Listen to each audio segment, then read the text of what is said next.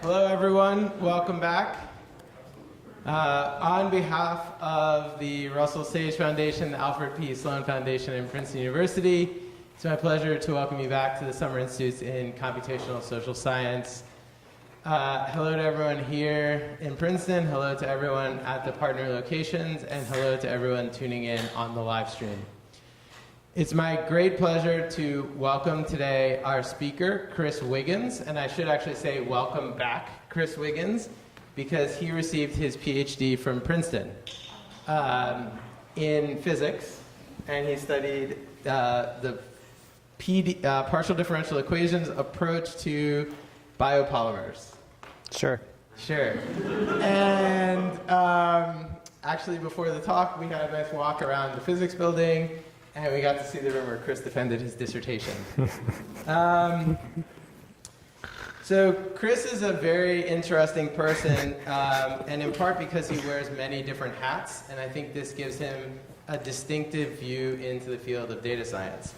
So he is a professor of applied math at Columbia University and a founding member of the executive committee for Columbia's Data Science Institute.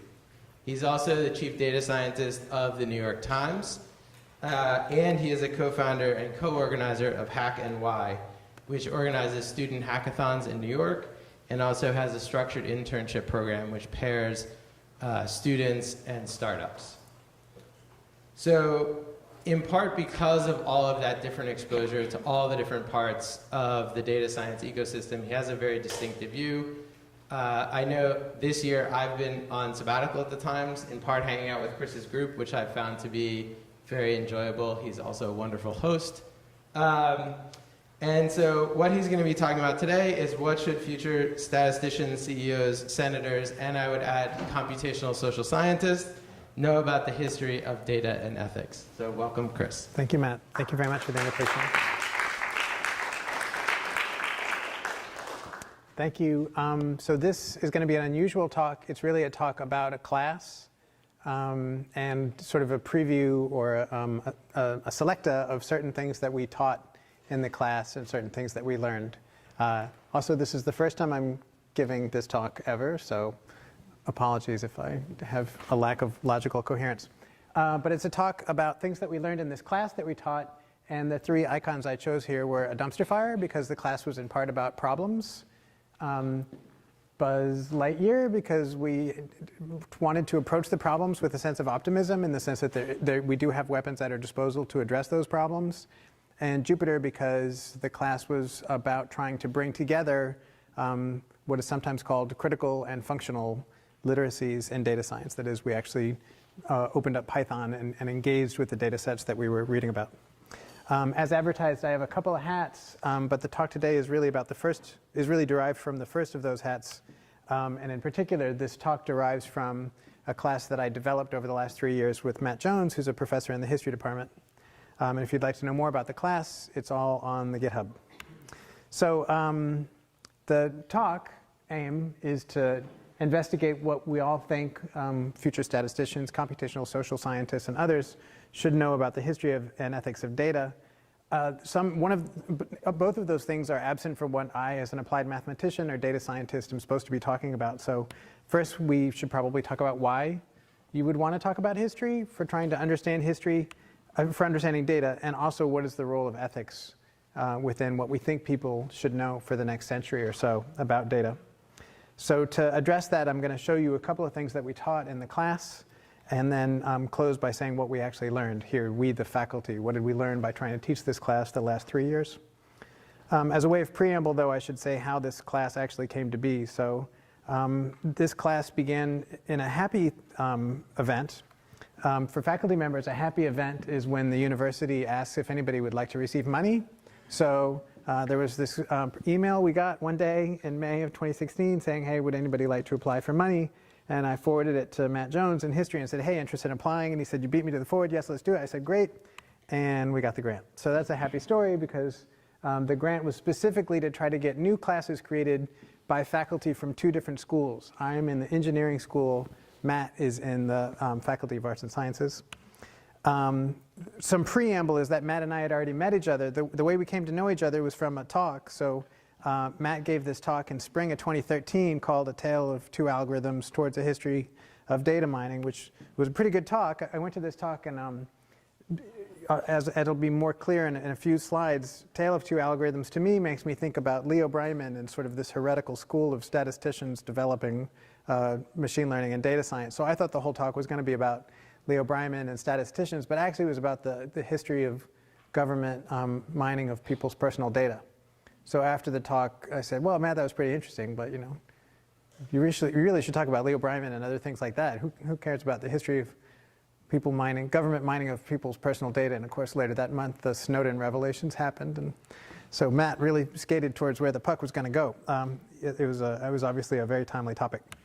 And thereafter, Matt and I got to collaborate in the summer of 2014, and I invoke this because a lot of the design of the class was inspired by lessons we learned trying to teach data science to journalism students. So in the summer of 2014, we were co-developers of this program, a post-bac program for journalists to introduce them to Python algorithms and data journalism.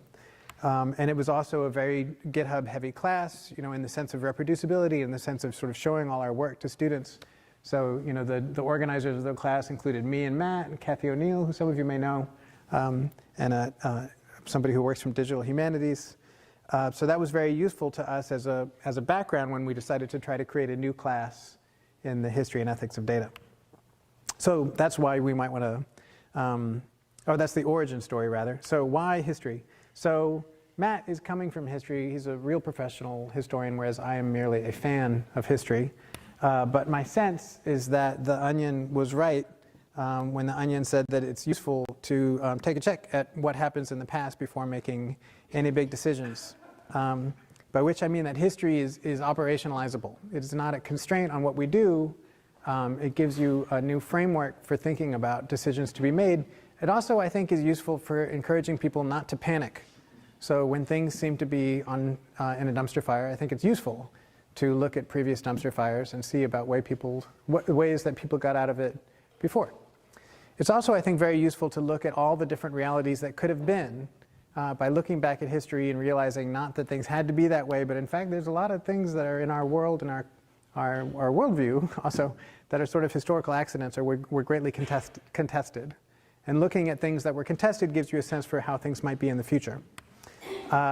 I benefited from very historical technical training. For example, just a few hundred meters over in that direction, I had the pleasure of taking Jim Peebles' quantum mechanics class, I think in the fall of '93. And Peebles opened up his class with a very historical look at quantum mechanics and how it got that way. And he broke it into a series of transitions. The realization of black body radiation as a quantum phenomena was transformative in our understanding of the world. The realization of Schrodinger equation opened up a whole bunch of new capabilities. And he taught also, things that were contested. So, cold fusion was announced in '89. By '92, it was still useful to write a textbook about why that didn't make sense from a quantum mechanical perspective. And I think understanding even a technical field in terms of intellectual transitions, assigning names to the people who were participating in those transitions, and understanding how each of those transitions was contested, I think is liberating for helping us think about different possible futures we may create. Now, that's about transitions in the sciences. I was much older when I really understood something else about transitions in engineering.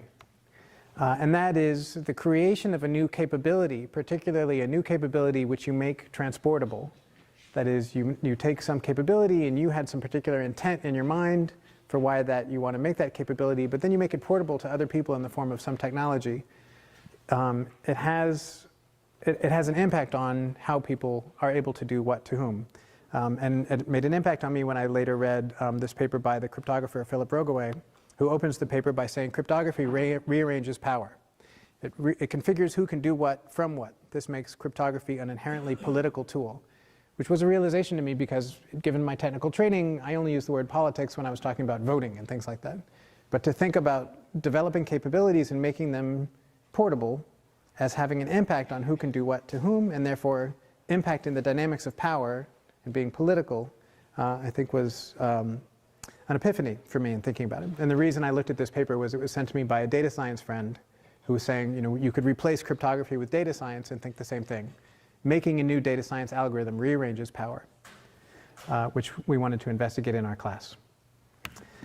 Which brings us to why ethics. Why did we want to include ethics in the class? Well, in part, it was from student interest.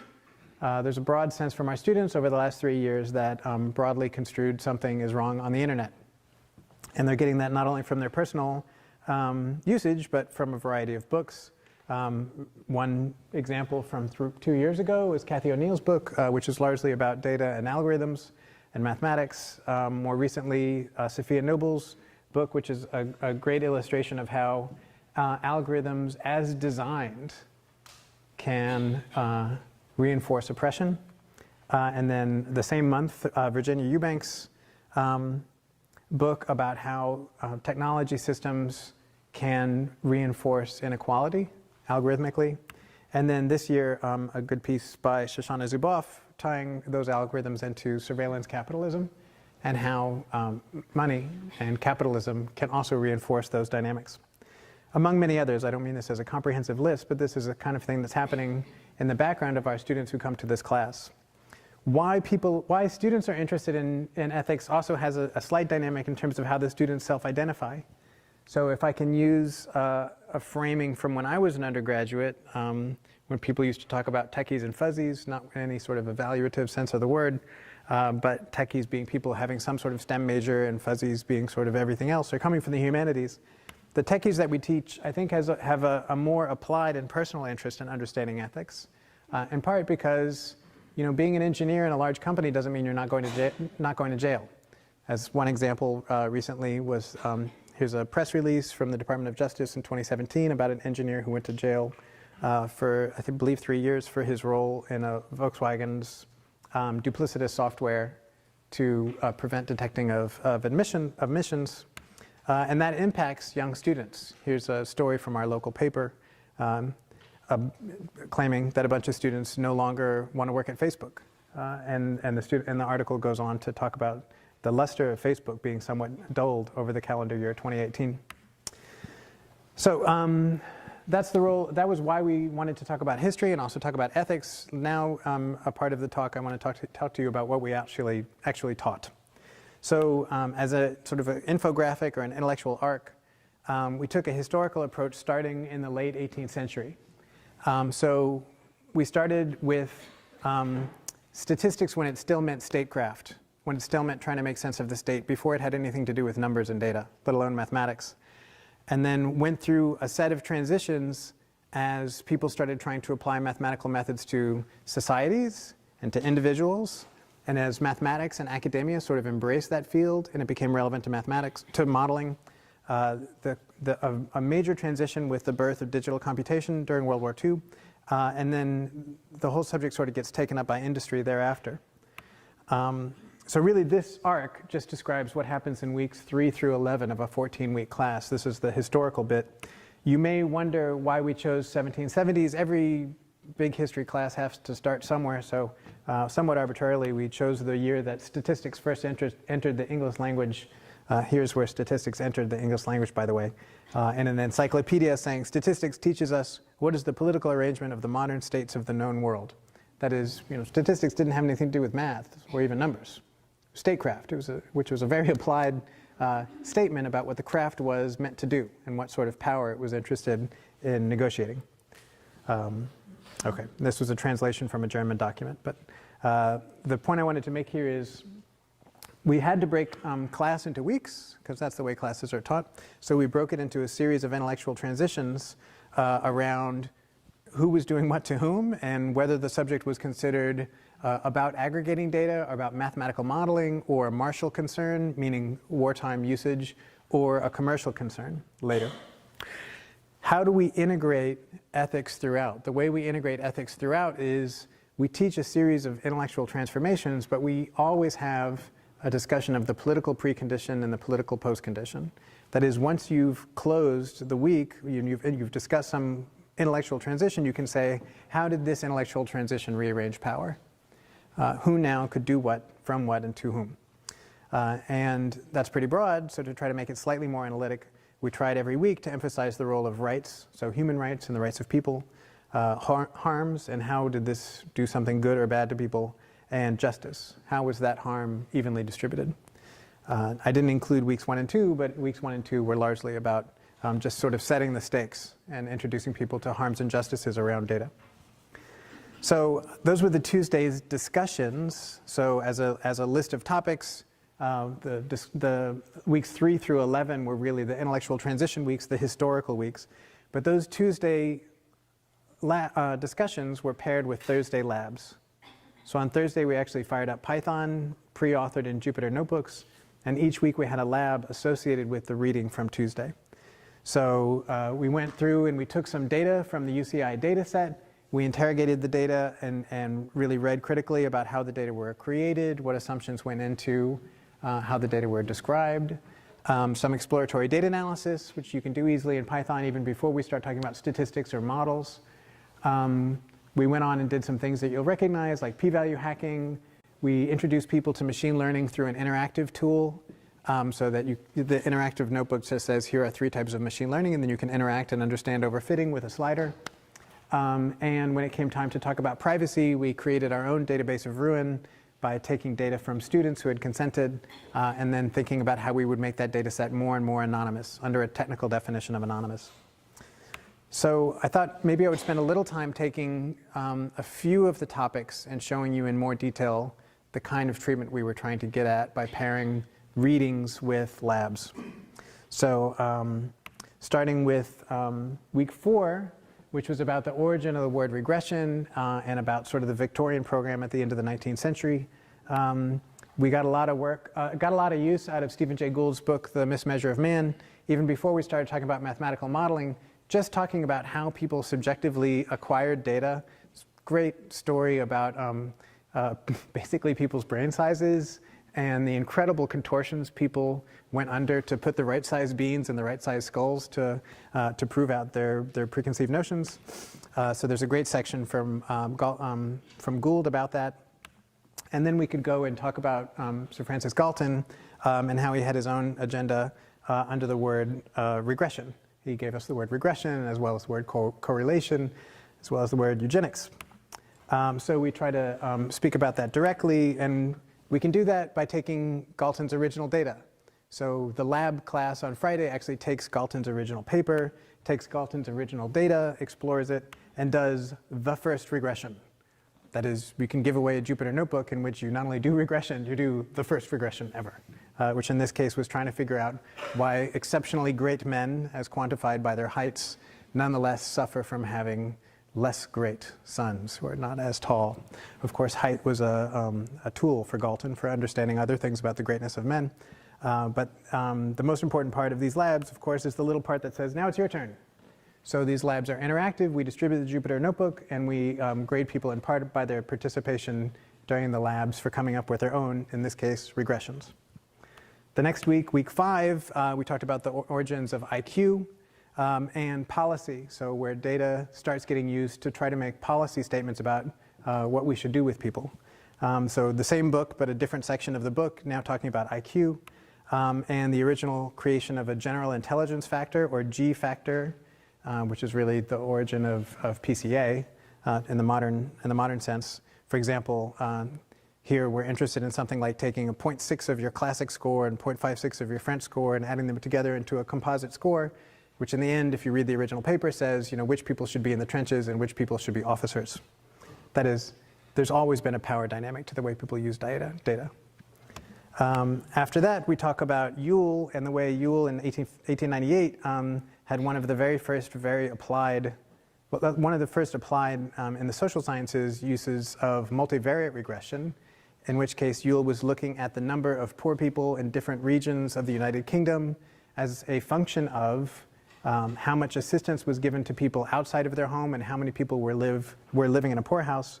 And as David Friedman excellently says, the coefficient associating how many people get assistance with how many people are poor being positive, Yule concluded that giving people help causes poverty.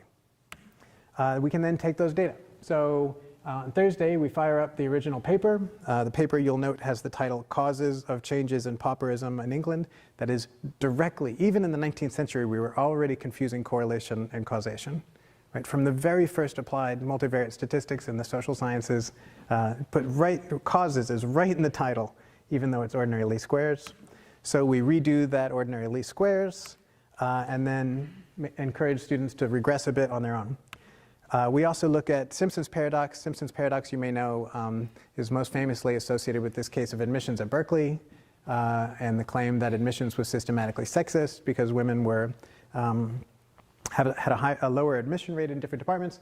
And Bickel and others, there's a nice paper from Bickel that we reproduce in this lab, argue that it's not that women are more discriminated against, it's just that the women are applying to the difficult departments. In week 7, we look at the birth of digital computation in World War II. So there's a nice paper by, nice, very legible book by Sharon McGrain about Bayes' theorem. So we took her chapters about World War II. We talk a lot about the hardware that was created for the sole purpose of code breaking. Like before World War II, there wasn't this kind of statistical special purpose hardware. And right away, like at the birth of specialized hardware, like right when data becomes about labor, immediately you see the gendering of labor. So it's a nice historical vignette because you can look at like modern discussions of like front end and back end or any other sort of gendered association of computation, and it's right there at the dawn of computation. There's a lot of great work by Janet Abat, and one of them is this paper, Breaking Codes and Finding Trajectories, on both sides of the Atlantic. So this is a pair of quotes from a Colossus operator in the UK and an ENIAC programmer in Philadelphia. And in both cases, it's extremely well documented with a bunch of original interviews about how the physical part of the labor, as opposed to the mathematical or computational part, was divided, gendered, and lowered in importance. So then the lab associated with that is about Bayesian cryptography. We introduce people to the Viognier cipher and introduce them to some code breaking and some decryption and show you how that works. And then we say, try your own. So again, in all of these parts of these labs, we leverage Jupyter because it allows people to just get started, right? I mean, once you have the Jupyter notebook, you can press Shift Return and magic happens, and then you can go in and break it.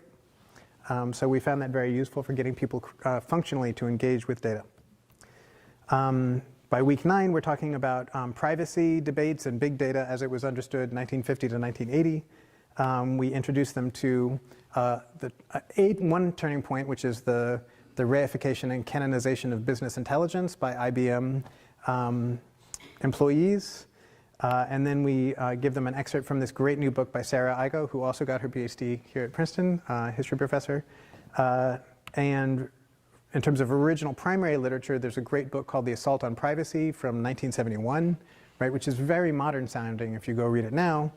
And then in terms of putting data to work for understanding people's lives and deciding, for example, who gets a loan, we look at this great paper by Martha Poon, which is an extremely labor-intensive paper. She goes and tracks down, I think, 12 or 14 of the people who originally worked for Fair Isaac and Company, trying to create these scores by going through people's credit records and subjectively deciding whether these people were creditworthy or not, which became the basis for a statistical model, which now rules our lives.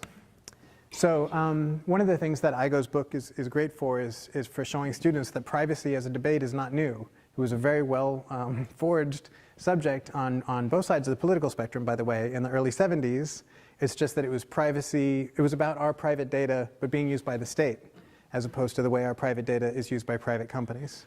And it was also a time of great consumer protection and regulation.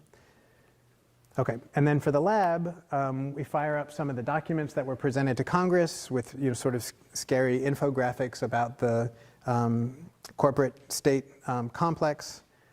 We fire up an example of a database, namely the database from Movie Lens of people's different movie recommendations. We teach them joins and group buys and things like that.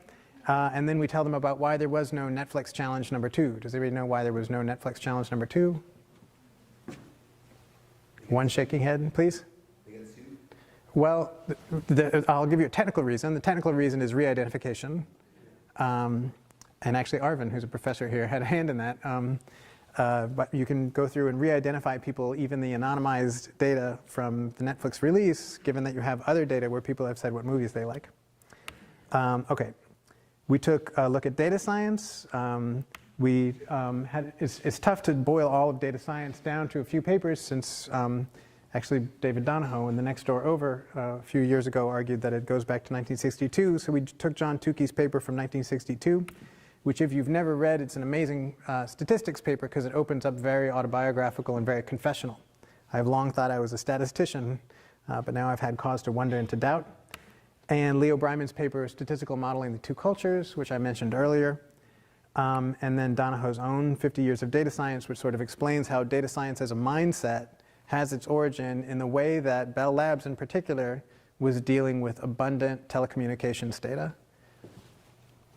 Also, we took this nice paper by Gina Neff from Oxford, which came out last year, that makes clear that a lot of people in data science are actually quite reflexive, as she puts it. That is, a lot of people in data science are actually quite aware of the subjective design choices they're making when they choose an algorithm, when they choose how to pre-process the data, even though it is often pictured that data scientists are not thinking about these things. That, you know, in her experience, and this is sort of an ethnographic paper, she looks at these people and says, actually, data scientists are quite reflexive.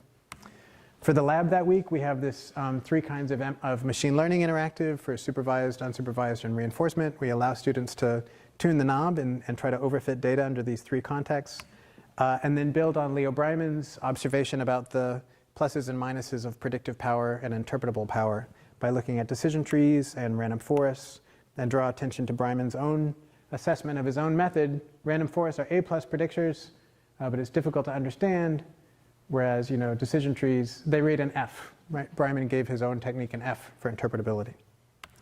Okay, so at that point, by week 12, students have also gone through the death of AI and the rebirth of AI, and they're starting to understand the impact of algorithms on their daily lives. So by that time, you know, weeks 3 through 11, we're constantly closing by saying, how did this capability rearrange power? How did it impact rights, harms, and justice?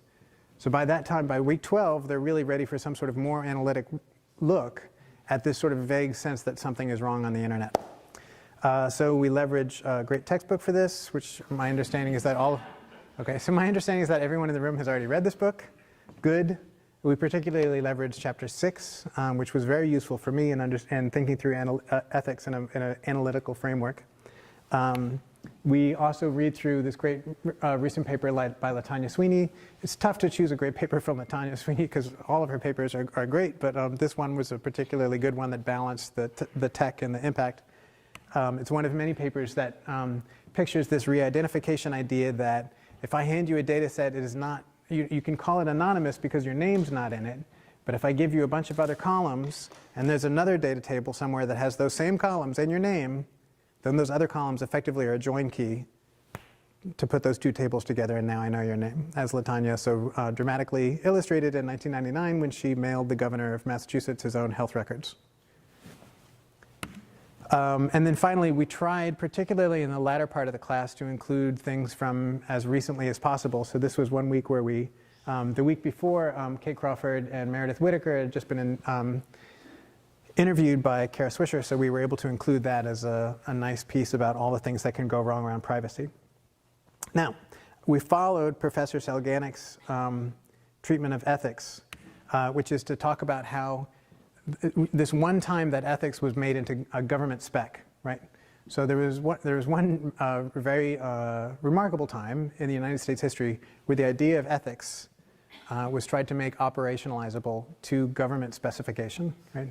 And that was from the Tuskegee experiment. Now, my understanding is everyone in the room has already studied Tuskegee experiment, so I don't need to tell those of you who are in the room. Maybe those of you who are on the internet will be introduced to it.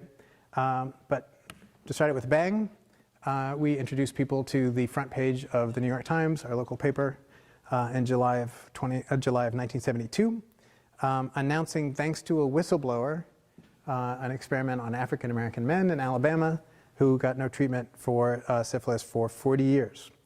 As mentioned, I'm pretty sure this is in Professor Selganik's book also, but it was not clandestine, right? The people who were doing it didn't think they were doing something that they needed to hide from the outside world or from other doctors. They thought it was a perfectly fine thing to do. Could have been helped. Deeply, deeply racist, right? So again, it's on African American men. If you want to read this article about the racism in research, you know, grab some tissues before you start reading it because the quotes are amazing. I could read you from some quotes from it, but I might start crying during the talk. Such a flashpoint for US government that the US government had to create some sort of design for enforcing ethics. And so some of the ways that we talked about it in class were, what do we abstract from the experience of the Belmont Report?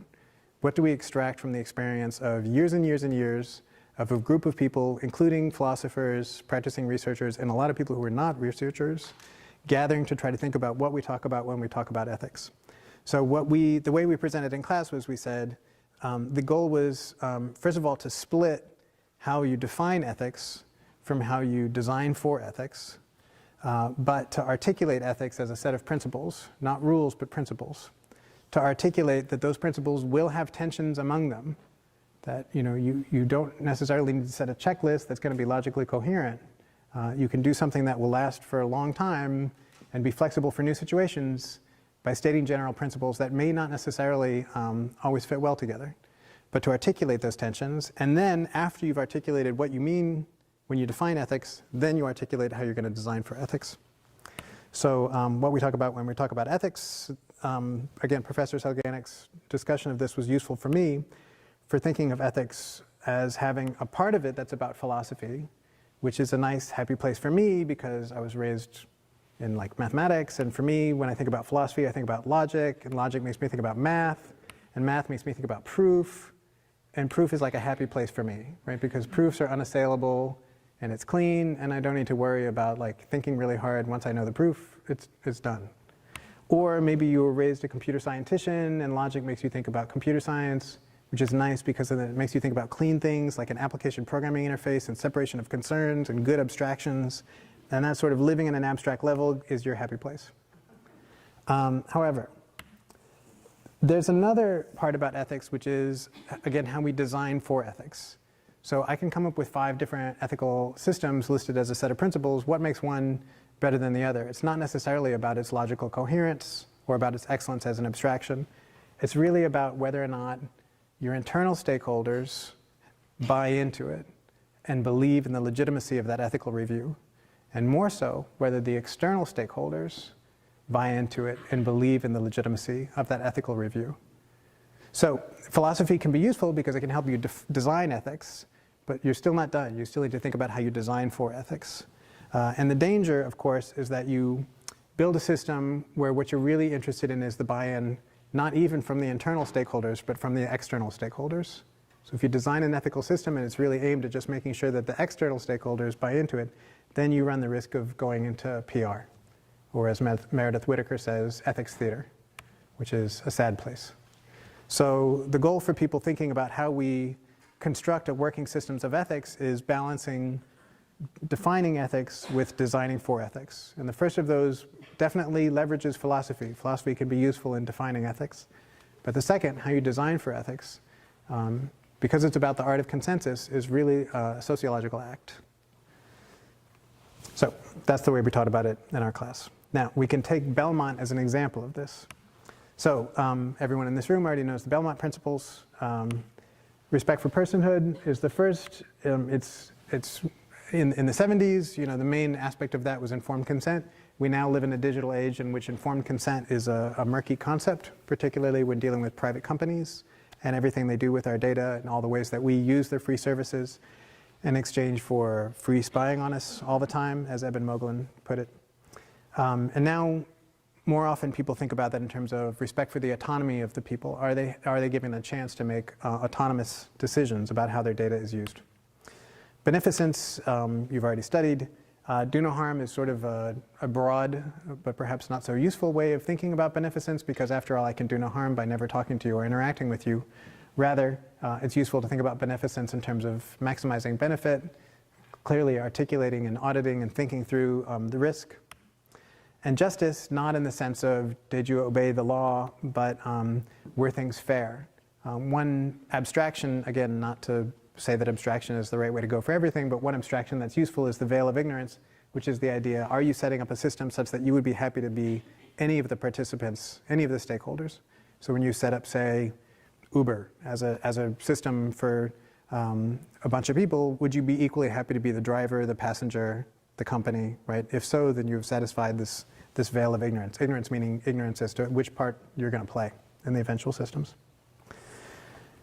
So when things work well, this framing of ethics gives you something analytical, possibly hierarchical. Belmont certainly does that. It says here are the 3 principles. Here are standards that derive from those principles. Here are rules that might follow from those standards.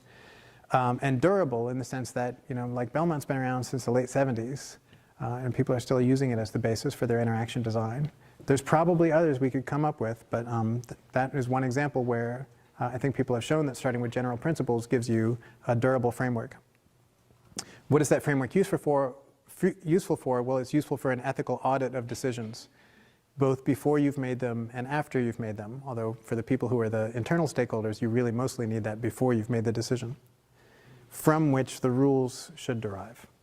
So this is my thinking about it, but there's a very similar way of thinking about it that's in the literature. This was a recent paper called Ethics as an Escape from Regulation, from ethics washing to ethics shopping. So the author here was particularly interested in how companies create ethical frameworks. By talking about it as an escape from regulation, he's clearly saying we need to make sure that ethical standards that a company creates are not somehow a substitute for the kind of consumer protections that regulations were meant to enforce. So how do you create something that works? He says, first step, get external participation, engage with all relevant stakeholders, not just the internal stakeholders. Again, you would like to construct an ethical system that not only has buy-in from the internal stakeholders, but also the people who are going to be affected by those decisions. Provide a mechanism for external independent oversight. As you've heard, the Belmont as a definition and as a design has limited input from researchers in order that you don't get the situation that the researchers say, yep, that's a good idea, let's do it. Ensure transparent decision-making processes on why decisions are taken. Again, the why, I think, is one example of why having some understanding of philosophy is useful. Right? Having some philosophical principles gives something we can agree to.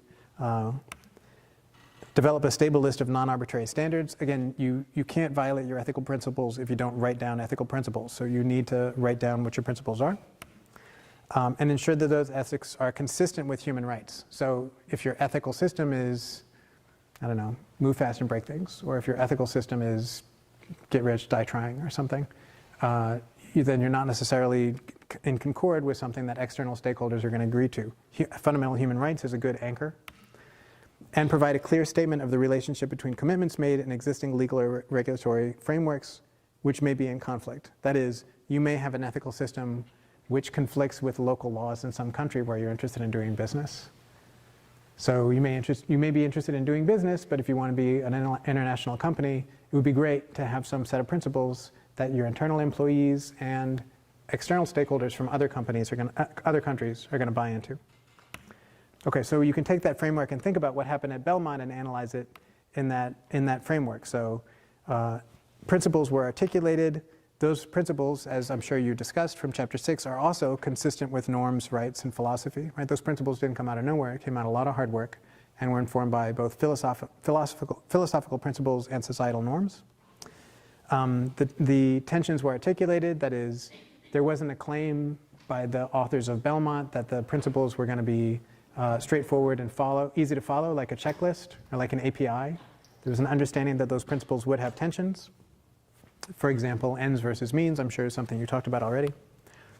And then, after you've articulated the principles, then you articulate a design that will support them. So in chapter 6, I'm sure you talked about one particular design, a general case of interaction design, namely the IRB. So what are the designs there? Well, there's interaction design, there's process design, and in the case of Belmont, that led to the IRB process. But in a company or in some other community, there's a very different dynamic among powers, and therefore there may be a very different design that enforces that definition. Right, and I'm using design in a pretty loose sense. I'm using it in this sense from Mike Montero. Design is the intentional solution to a problem within a set of constraints. Implicit in that, and the definition is very general, but implicit is the role of powers, right? Somebody gets to decide what's the problem, somebody gets to decide what is the constraints, somebody gets to decide what constitutes a solution. Okay, so that was week 12. In terms of a lab, like I said earlier, we made our own database of ruin. We took PII from students, and then we made it more anonymous under K anonymity as a technical definition. And then for week 13, to try to articulate some of the problems, we looked at this ancient video from 1973, which, as far as I know, introduced the phrase, "You are the product." It was a video about television advertising. And then looked at an ancient paper from 1997 about the attention economy and the web, right in early days of World Wide Web. We coupled the advertising economy with the venture model. So we looked at this book by Annalise Saxenian about venture capital, the impact of venture capital on information platforms. This was a nice article by a law professor where he thinks about fake news and Tide Pods as different points on a spectrum. And then looked at this paper by, recent paper, again, we like to include some recent stuff by a Silicon Valley investor about the problems with blitzscaling. Blitzscaling meaning basically you provide so much venture capital that you just buy an entire market, for example, transportation. By the time we got to week 14, students were interested in hearing not just about the dumpster fires, but about potential solutions. So by looking at solutions, we wanted some sort of intellectual framework for organizing potential solutions. So the framework I used was one that I adopted from another venture capitalist, Bill Janeway, who was interested in the three-party game, the unstable three-party game that drives new company formation, in which you have private companies, for example, private investors. You have the government, which both creates regulation, but also often invests in new companies. And then you have the private market. So in the case of Janeway, he was thinking about sources of money, but I think we can take the same cartoon and think about sources of power. So the dumpster fires that most of the students were interested in and that we read about in the first week or two of the class were largely about the impact of private companies on individuals and about the way individuals look to the government to constrain the behavior of those private companies. Why would the government or the state be interested in that? Well, because the state derives its power from the consent of the governed, and people can drive them out of office if senators don't try to enforce regulations that protect people. So that's a type of unstable power dynamic. One of the things we tried to introduce to students was the fact that they as individuals, or individuals more generally, also have their own role in shaping corporate powers, and that different corporations have a role in shaping the way that different corporations behave. One notable example of that is the press, right? The press is itself a set of private corporations, and they have a non-trivial impact on the way that companies behave. You could flesh out other legs as well. The IRB, for example, is really a statement about the way the state constrains private corporations, for example, universities. The universities then pass on those laws to individuals, namely the employees. Why does the state do that? Well, because elected officials want to remain elected, and they're interested in showing that taxpayer money is being used ethically, as opposed to, for example, Tuskegee. So in terms of corporate solutions, we looked at this nice recent paper, Privacy as a Competitive Advantage, tracing many companies actually using almost exactly the same phrase for that. And in terms of state enforcing power on companies, we read this recent paper by René DiResta, which sort of goes through a set of different regulations that are either recent or contested in their interpretation. Also this article from our local paper about Lena Khan, who's encouraging people to revisit what are the principles behind antitrust regulation. Some examples from the René DiResta piece are GDPR, California's own privacy law. René makes passing reference to hipster antitrust, which is what enemies of Linda Khan have tried to dismiss her and her colleagues as. Communications Decency Act, Section 230 is a great example where a law was proposed to try to limit transmission of information. In Section 230, ISPs managed to get a carve-out to protect internet platform companies so that they shouldn't be liable. And then the original intent of the law was totally struck down as unconstitutional in ACLU versus Reno, but Section 230 remained. So it was sort of a boomerang where the law was created to try to limit certain information. There was a carve-out. The original intent was struck down, but the carve-out remains, which is why so many information platform companies portray themselves as legally protected. In terms of people power, we tried to remind students that they themselves have power, right? I mean, we think about people having people power as individuals or collectively by, for example, boycotting companies, but you also boycott companies when you deny them their data or when you deny them your own talent. So we talked about, again, trying to appeal to recent literature. We read this paper from January called The Tech Revolt, which was useful, among other reasons, because it has this, this long list of examples of technologists and collective action, and how technologists at Google and other tech companies have worked together to constrain policies at that company. The final thing we read was this report from the AI Now Institute in 2018, which was particularly useful because it talks about the limits of tech solutions. So there's a sense among technologists that we like our happy place where there's proofs and math. And part of what I thought was useful about this was to say there's a limit to the extent to which fairness could be made an API, for example. You know, that these are systemic problems. What did we, the faculty, learn? Well, we learned that it's possible to integrate history and ethics throughout. I mean, you can take a technological subject and you can teach it chronologically. Once you've broken it into transformations, it's easy to draw parallels to today.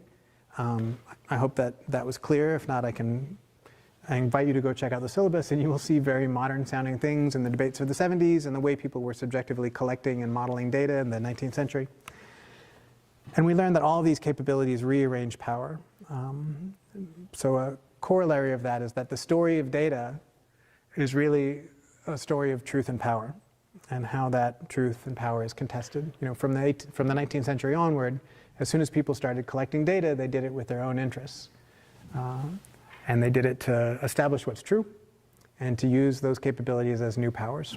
Usually when people develop new powers, they're using it to defend their own power rather than to empower the defenseless.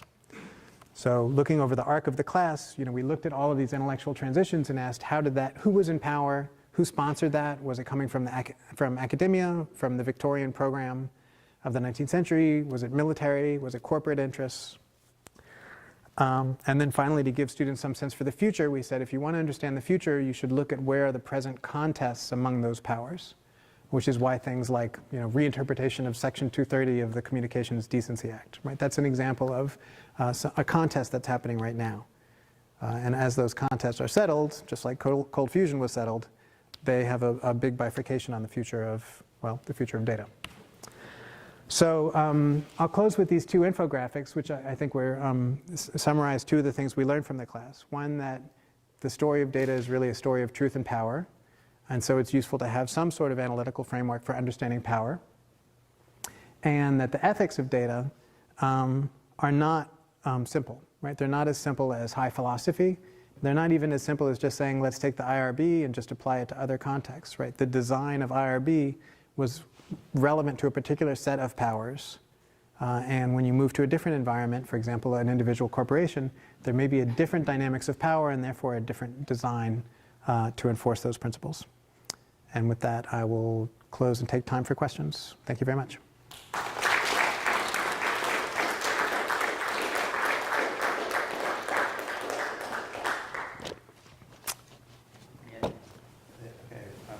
Please remember to pass the mic so people on the live stream can hear. Thanks. That was fascinating. I especially enjoyed the part hearing about the history of regression and something about random forest getting an F for interpretability.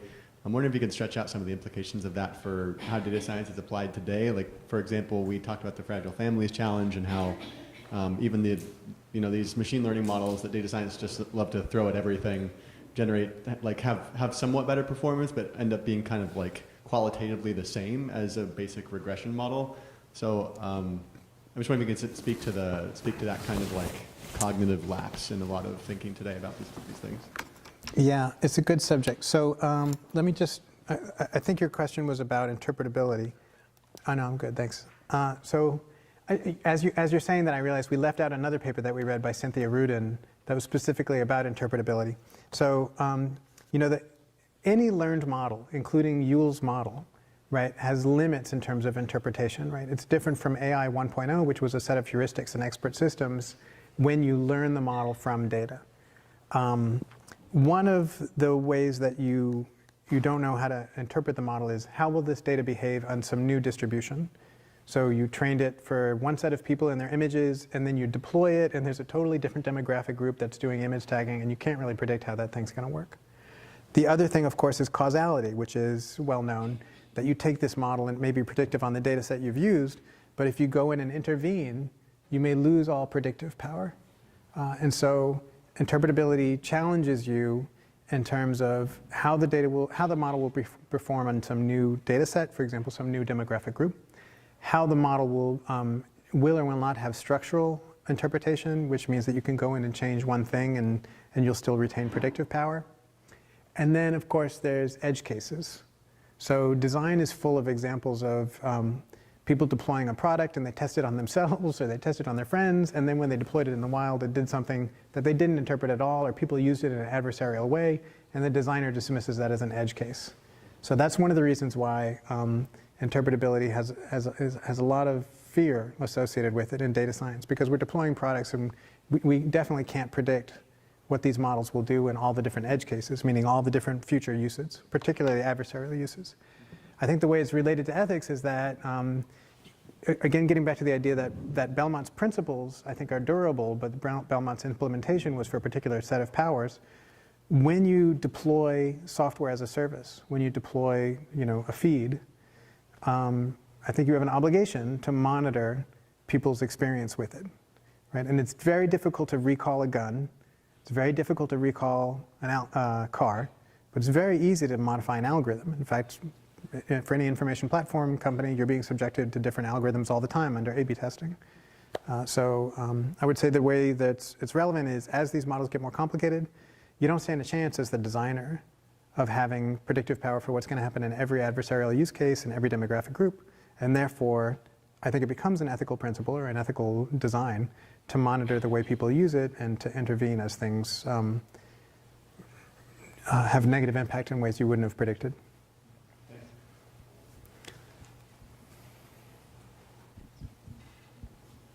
Thank you. So I really appreciate the kind of a democratic framework you described for establishing the ethics involved in algorithms and data science. But two questions I have are, first, how to think about the public's level of expertise or familiarity with algorithms, and especially as there's a broader and broader gap between what it's like to interact with them as a user and what goes into them on the other end. And kind of the second part of that is what those of us who do research with these tools, how we can communicate with the public in a way that facilitates that kind of democratic discourse. I don't know that I understand the question. So, I'm sorry, can you refine the question? So, a piece of technology like a computer in the 60s, Yeah. a person using the computer, it's not a very easy experience. Yes. But people who talk to Alexa or talk to Siri, it's very easy to interact and contribute data Yes. to these platforms. And it's probably harder to understand the implications of those interactions or how that data is used and managed. Yeah. And so, as much as I'm on board for, trying to encourage democratic discussion and a real social understanding of the implication of these platforms, I'm wondering, what's the best way to do that in light of those challenges? And the second part, which is just a related question, is how can we as researchers contribute to that? I would say teach classes like this. So maybe a useful cartoon is the one worked out by Stuart Selber in 2004 in the book Multiliteracies for a Digital Age. So I don't really like the word literacies, but I'm going to draw on this particular work. So Stuart Selber is an English professor at Penn State, and sort of getting annoyed at hearing everybody say everybody should learn how to code. He said, what do we really mean by saying everybody should be computationally literate? Right? For some people, it would be great if they knew how to code in C or Fortran or whatever. But what we really want as a society is for everybody to be rhetorically and critically literate. So I do think there's an opportunity for all of us who are teaching data science to think about what we mean by having people have, making sense of data science. Because what we want is for everybody to have all three of those things. We may not have everybody have functional literacy. We may not have everybody, doing deep learning. But we could probably have everybody be critically literate and rhetorically literate.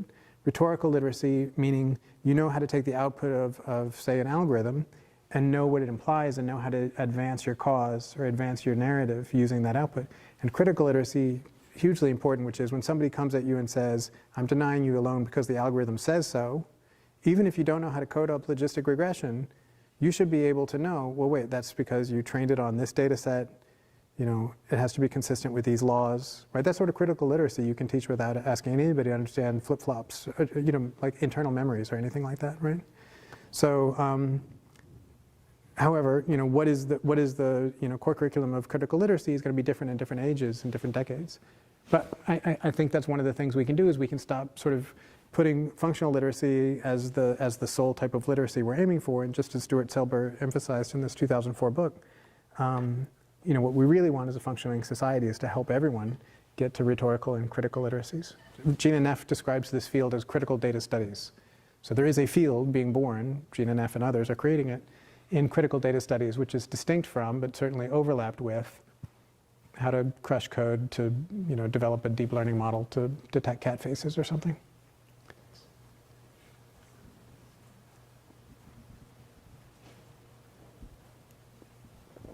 Really fantastic talk, and just like wonderful overall, lots of fascinating ideas. I have a lot of questions, but I'm going to try to limit myself to only a couple here. So the first is just, I think that we learn so much from our colleagues, from our students especially, and as you've taught this course, I'm sort of curious if there are sort of ethically ambiguous situations or case studies that have come straight from your students that you hadn't thought of already. So something that was, you know, a new technology that was that fit into your syllabus in a new way.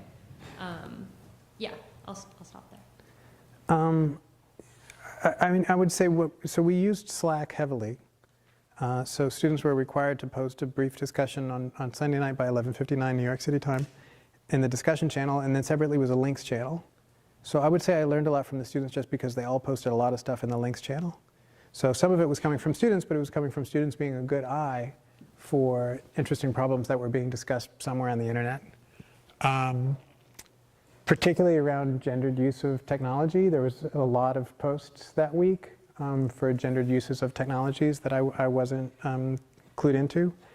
In terms of ethical problems, I think I was struck by how technology students wanted to push back on, you know, whether, you know, information platforms are bad, you know, and sort of, you know, there was some straw man argumentation like, you can't just say all social media is bad, which nobody had said up until that point. But I don't know that I got a good example of a ethical conundrum that I hadn't thought of. I think most of all, they were really good eyes for scouring the web and surfacing for the class discussion things that otherwise I alone would have missed. Okay. And just the second question is about, I was really curious about the term ethical theater. Yeah. And so Facebook developing a sort of ethical review process for research and whatnot. And I was wondering if you could tell us more about some of the trends that are happening in ethical theater, like what you see corporations doing in order to pretend to be ethical. Yeah, so let me not tell you mine. Let me tell you Meredith's. Okay. So Meredith Whitaker is a Google employee. She's the person who I'm quoting with the phrase ethical theater. So I think one of the things that Meredith was particularly drawn to was Google's very short-lived AI principles board. They had like an AI board that lasted, I think, a week or two in April in the face of a lot of protests.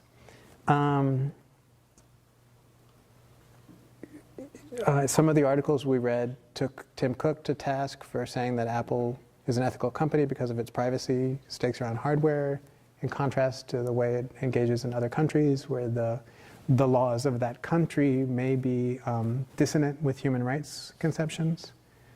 I think in general, divorcing design from define happens all the time. I've been in conversations with people where they say things like, well, ACM has a list of principles, therefore problem solved. Right? So I think people conflate define and design easily. So that's one of the things that I think can be an example is if you have somebody who's just doing design or just doing define, then they're sort of not putting it together. IRB is a good example because IRB has with it a set of teeth coming from the state and state's funding. So just saying we're going to make an ORB and it's going to be just like the IRB, but not recognizing that the lifeblood of IRB is cash money is coming from the US government, sort of robs it of its teeth. Please. So, great talk. Thank you. Love this so much. I think Great. all, social scientists, especially social scientists who use quantitative methods, need to have some course like this. Great. Where we understand where our methods are coming from. Great. And so, for me, it's really interesting to see someone who seems to be passionate about understanding how these tools and these data can be used as tools of oppression, and then thinking about some of the suspect things that are printed out on the New York Times. I'm thinking particularly about the Upshot, which is all about using data, and within the last month they published a story about immigrants committing less crime than native-born Americans. And this data source that they use is the FBI crime reporting statistics, which is inherently biased, right? And we as social scientists who understand how, crime statistics are collected and things of that nature, understand that they are biased. And we also know that this nation has a history of using crime statistics to help incorporate immigrants into our society by saying that they were redeemable, while African Americans were not. And in some ways, by using this data source to prove that immigrants are committing less crime than native-born Americans, it is legitimizing the bad data. Right. And so that way, people are able to then say, well, maybe blacks do commit more crime, or these statistics are, representative of what's happening in our society. And so I'm wondering, how do you, wearing your very different hats, integrate these things? So let's talk about press in general, and then we can talk about my hats. So press in general, they're human beings. If you write something that shows them up, they care about it, right? So if you show up a journalist, more than once and show them as being bad, they'll notice it. They might even hire you, right? So I encourage you to articulate it, right? Put it on Medium, put it in a paper, put it somewhere. I put it in the comment box, but that is a great start. Okay. These people don't exist on some ethereal plane. They're in the real. They're on the subway. You let them know. And they don't like being shown up. They'll pay attention if somebody critically shows them up, or publish it in their opponent's paper, right? Because they have peers, and they have peer review, just like higher ed, right? Now, as to my hats, one of my hats is at the New York Times, and I don't include in this talk, but I will tell you a slide that I usually include in my talks about that, which is the church-state divide. So in terms of the church-state divide, church is the people who possess and defend the craft of journalism and have deadlines. And I'm on state. So I'm not on the Upshot. I know those people, support them, happy to talk to them anytime they want to talk. But I can't claim, none of my hats involve direct agency in that article or any other article. So then what do you do as the chief data scientist at the New York Times? Well, that's a different talk. So I have a different talk, which is about my work at the New York Times, but that is on the business side, right? So as Professor Salganik can tell you, my group doesn't have deadlines. My group is doing things like building recommendation engines, trying to allocate how many copies of the newspaper should go to stores that sell single copies, understanding who reads what where. So I do not possess the craft of journalism, right? I'm state. So I can't claim any personal agency for that article or any other. But I do encourage you to take everything you just said, which is totally true, and even before you said the word legitimize, that's the verb I was thinking of. Just to take somebody else's biased data, which is represented as being a data set of crimes, when it's really a data set of arrests, for example, right? And by doing any analysis of it without being critical of it, you legitimize the data set. Totally agree with you. I encourage you to write it up and put it in Washington Post.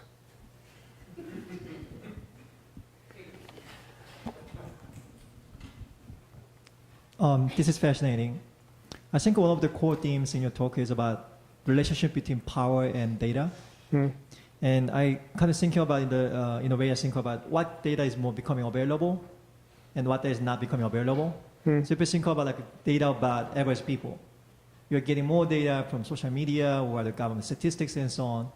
But if you think about like powerful people in this country or outside, it's kind of hard to get, right? If you talk about lobbying or the way they talk about issues, like, or just to how they learn about data.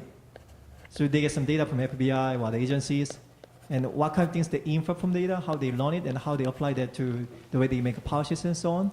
So it seems that inequality we've seen in the past also degenerated in the way we collect data and the way we can use it.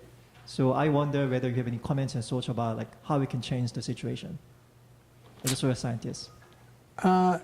Right. So first, let's expand on the phrase "hard to get." So the person who collected and possesses the data has interests that may make some data sets easier to get or harder to get. So like if you have an interest, you may have an interest in not only making the data easy to get, but promoting that data set and making sure everybody knows, here's this data set, go analyze it as you want, because that person knows that the data was collected in a certain way that advances something. For example, just labeling any data set as a crime data set when it's really an arrest data set. Just by choosing that regular expression, you were advancing a particular model of how the world is. But in terms of what are our powers, whether it depends on whether the data set is sitting in a private company or in a government or with an individual. There's always some balance of power among people connected in a society. But I don't have a general answer for how to liberate a data set, because it'll be different to every state or corporate or people power that's defending access to the data set. But I mean, again, that gets back to critical literacy. I encourage you to remain critical and to think through power dynamics when somebody creates or distributes a data set. How is that data set advancing a particular model of what's true? Okay, hi. I think many of your discussions are under a democratic setting. So do you know, I'm interested in, do you know of some useful, probably historical discussions on how an authoritarian regime play with the ethics of data and how a democratic society interacts with such an authoritarian regime? Maybe stories from the Russian, just any. Yeah, you're absolutely right that my presentation is very U.S. centric. It's the system that I know best, and also the companies that are focus of most concerns are U.S. based companies. I think there's some great examples of data being put to adversarial use. In Chapter 6 of Bit by Bit, there's a good example of census data in Germany being put to use in ways that the people who collected the census data were not anticipating. That later government would be interested in particular demographic columns or attributes that were not considered sensitive columns at the time that they were collected. So I would say the use of data by the Third Reich would be many, many PhDs worth of information, because it's a well-studied case of people putting data to work. In terms of other country, I don't know that I have a general lesson to learn about the way other countries use data. Sorry. Hi, thanks for your talk. I found it really fascinating. I wanted to I think my question will sort of dovetail off of Victoria's. So I found the association between the close association between ethics and sociology pretty interesting, and I wanted to sort of dig down that rabbit hole a little bit.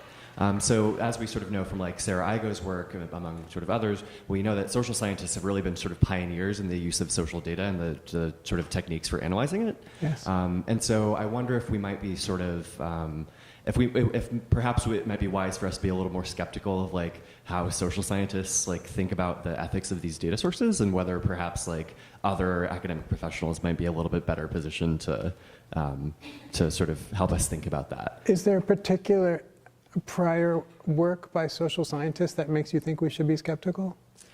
So, for example, there's like experimental work in psychology that had sort of more sort of questionable sort of ethical principles to it. Yeah. Just sort of in general, I think that there's a sort of the history of social science ethics is fairly fraught. And so I wonder if we might sort of think about, and for example, the Belmont report was authored by like biomedical experts and lawyers. Yeah, so and administrators, absolutely. So yeah, absolutely. I mean, where you're designing, I think the consensus that you will get both from internal and external stakeholders is enhanced if there's not too many people from one group, professionally or otherwise, that are getting to decide what's ethical. So Belmont was real clear about that. So here's a quote from the Belmont report itself. Commission's deliberations on institutional review boards began with the premise that investigators should not have sole responsibility for determining whether something is ethical. Others who are independent of the research must share this responsibility because investigators have a potential conflict by virtue of their concern with the pursuit of knowledge. That's a very lofty way of thinking about it. I mean, these researchers are human beings, whether they know it or not. Right? So their conflict is not just about the pursuit of interest. I mean, these people have careers, right? One of the things when we read about Quetelet in 1835 and coming up with social physics is, how he wanted his own observatory in Belgium. I mean, like these people had careers they wanted to advance as human beings, and that shaped their findings as well. So absolutely, I think you need to have I think you as an external stakeholder should have skepticism about any design for ethics that has only one group inside, whether it's intellectual or otherwise. Consider the fact that California Bar Review doesn't just have lawyers on it, right? Or any bar association isn't just lawyers, right? It's supposed to have external people who are impacted, or any other licensing function for some professional licensing, any licensed profession, right? Which a profession becomes licensed when everyone agrees that that profession can do a lot of damage. And those review boards are not supposed to be made of people who are drawn from that profession alone. It should have external stakeholders.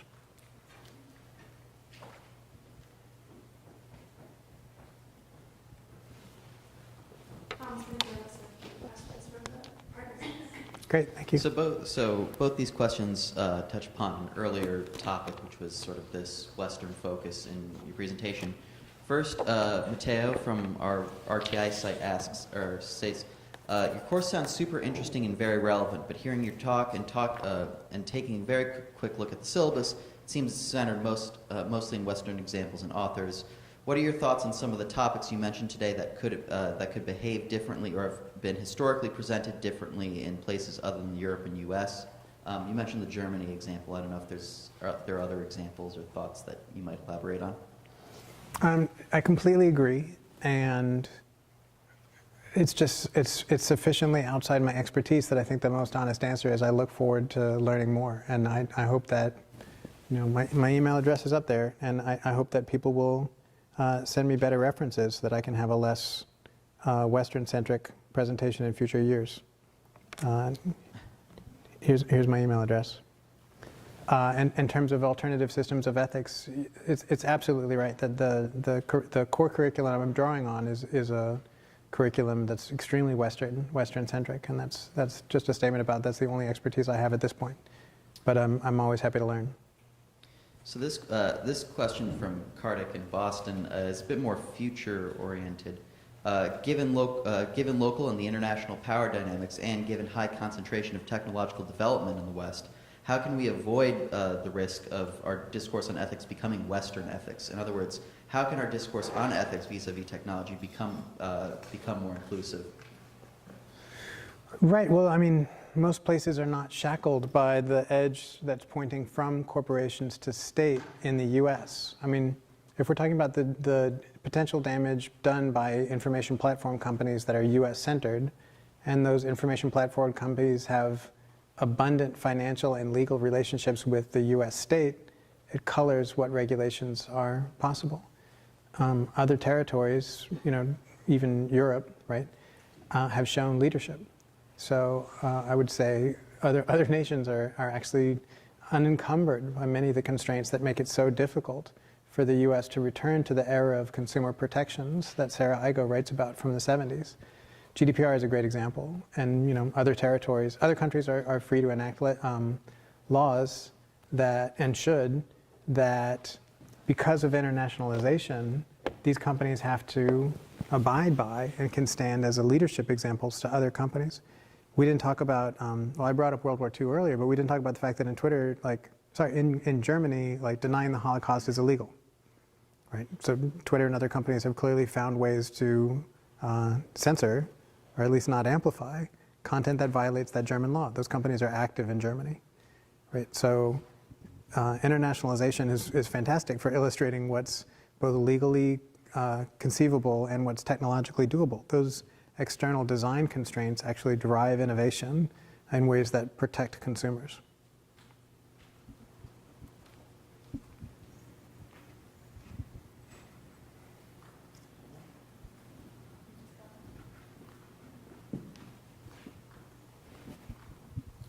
All right.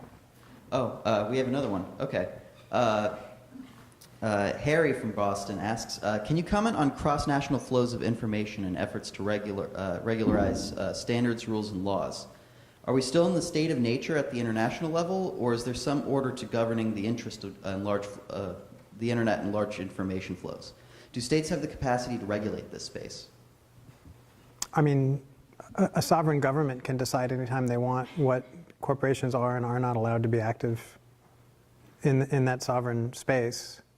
The standardization largely comes about from corporate interests, right? So like when Epic, as an electronic health records company, decides they're going to go into Denmark and say, you're going to do it our way now, it's a type of standardization that's driven by corporate interests rather than state interests. Now, the government of Denmark could decide that Epic is banned.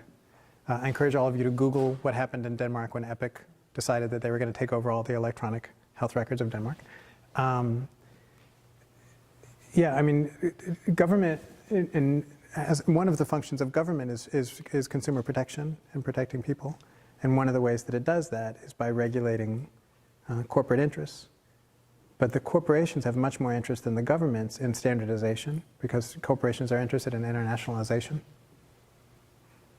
So I would say that's a tension, but if people, governments govern with the consent of the governed, so if people demand more consumer protection in those countries, it's an opportunity for the companies that wish to remain active in those jurisdictions to innovate in ways that are gonna protect consumers. Okay, with that, let's give a round of applause for Chris. Thank you, Matt.